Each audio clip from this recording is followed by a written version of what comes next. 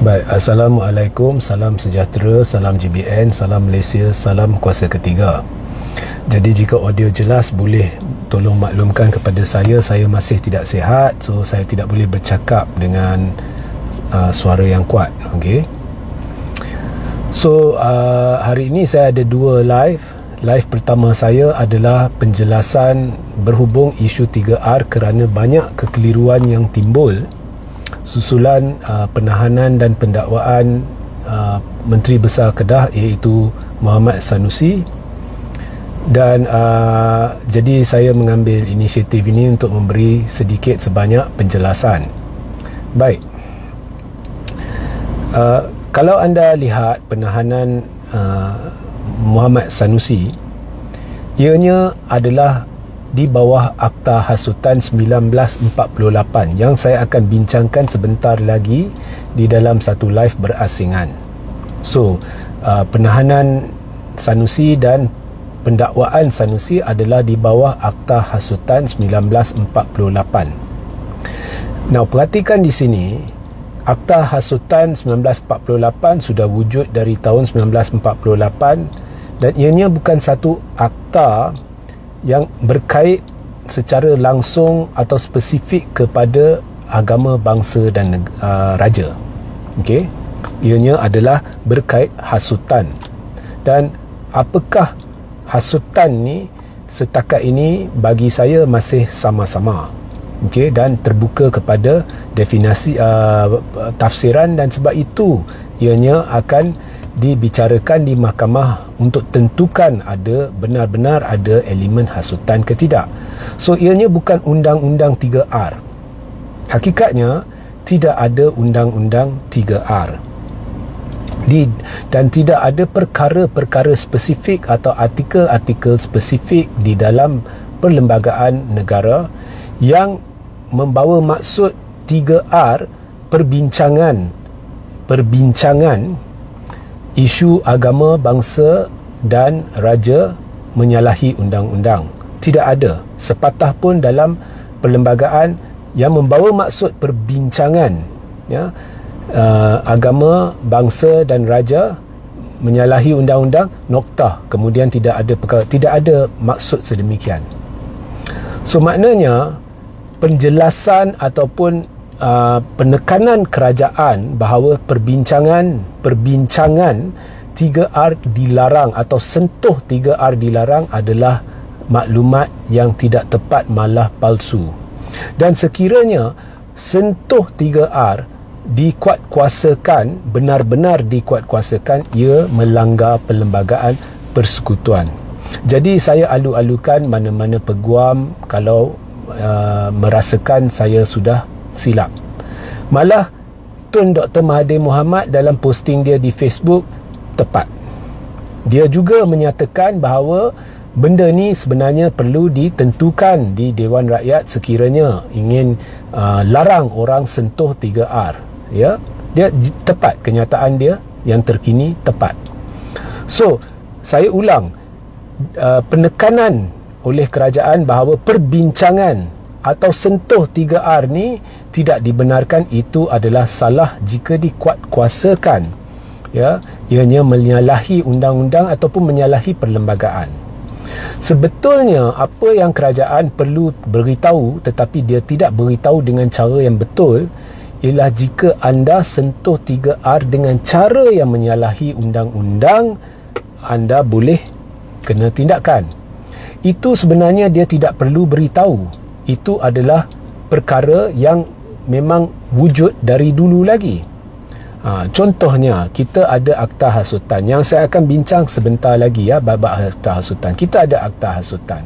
Jadi jika anda bincang raja, agama atau bangsa dalam bentuk yang boleh dibuktikan adalah hasutan dan berniat jahat dan sebagainya, dan ada undang-undang dia, maka anda akan didakwa di bawah akta itu, Akta Hasutan. Bukannya ada satu akta nama dia Akta 3R.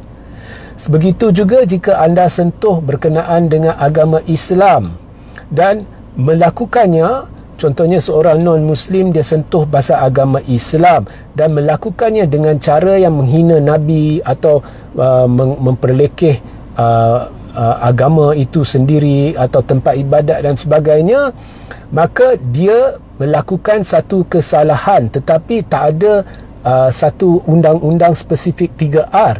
Dia mungkin didakwa di bawah akta hasutan atau akta-akta lain bergantung kepada kesalahan dia. Ya. So, apa yang kerajaan harus menjelaskan ialah sentuh 3R dengan cara yang menyalahi undang-undang. Bila kata jangan sentuh 3R, tindakan akan diambil, kerajaan memberi maklumat tidak tepat, tidak betul atau palsu. Dan ini sebenarnya sedang mengelirukan rakyat, dan sebenarnya ini sendirinya menunjukkan kerajaan sedang melakukan satu kesalahan, ya, iaitu salah guna kuasa sebagai kerajaan, ya, untuk memberi penekanan yang menakut-nakutkan rakyat. Ini tidak betul dan menyalahi undang-undang. Ya, maklumatnya tidak tepat, penjelasannya tidak tepat, dan dia menakut-nakutkan rakyat. Jadi anda boleh sentuh 3R, anda boleh bincang pasal agama. Contohnya, anda boleh bincang berkenaan dengan Islam, pentingnya orang Melayu menjaga kemuliaan Islam, ya, dalam ceramah dan sebagainya. Anda boleh memberitahu orang Melayu pentingnya bersatu, pentingnya orang Melayu bersatu untuk memastikan ini, itu dan sebagainya. Ya, anda tidak melanggar asalkan tidak melanggar mana-mana undang-undang, ya, tidak menghina agama lain, bangsa lain dan sebagainya, ya. Ataupun anda cerita dari sudut sejarah, ya, seperti yang kadang-kadang disentuh, dicerita oleh Sanusi, dicerita oleh Tun Mahathir, dicerita oleh saya sendiri, asalkan anda tidak menghina orang lain atau melanggar undang-undang, itu 3R. So, bila penekanan diberi pasal 3R ni dengan cara yang tidak betul, kerajaan sedang melakukan satu kesalahan dengan sendirinya. Ya. So, Sanusi semalam didakwa bukan dia berkait dengan isu raja, ya, tetapi di bawah undang-undang yang sedia ada semenjak 1948, ya. Dan andai kata esok pada masa kempen, ya, ada orang benar-benar ditahan atau diambil tindakan kerana sentuh saja 3R, contohnya dia suruh orang Melayu bersatu dalam ceramah, itu je, tak ada hasutan dan tak ada sebagainya, dan dia ditahan, ya, atau diambil apa bentuk tindakan, nak pakai undang-undang apa? Itu dah melanggar perlembagaan. So, jangan keliru, dan nasihat saya kepada kerajaan ini, jangan kelirukan rakyat, jangan ugut rakyat dengan maklumat palsu. Kalau nak jelaskan, jelaskan dengan betul. Jangan kata jangan sentuh 3R, katakan jangan sentuh isu agama, bangsa dan raja dengan cara yang melanggar undang-undang yang sedia ada. Kita tidak ada undang-undang 3R di negara ini, ya. Jangan kelirukan rakyat, jangan ugut rakyat dengan maklumat palsu. Ini salah, ya. So you have to know the law, you have to know the constitution, ya. Dan awak kena faham sebab asas kepada dakwaan terhadap Sanusi, ianya bukan di bawah undang-undang 3R. Cuba korek, tunjuk kat saya mana undang-undang 3R, ya. Okey, so ini anda perlu faham.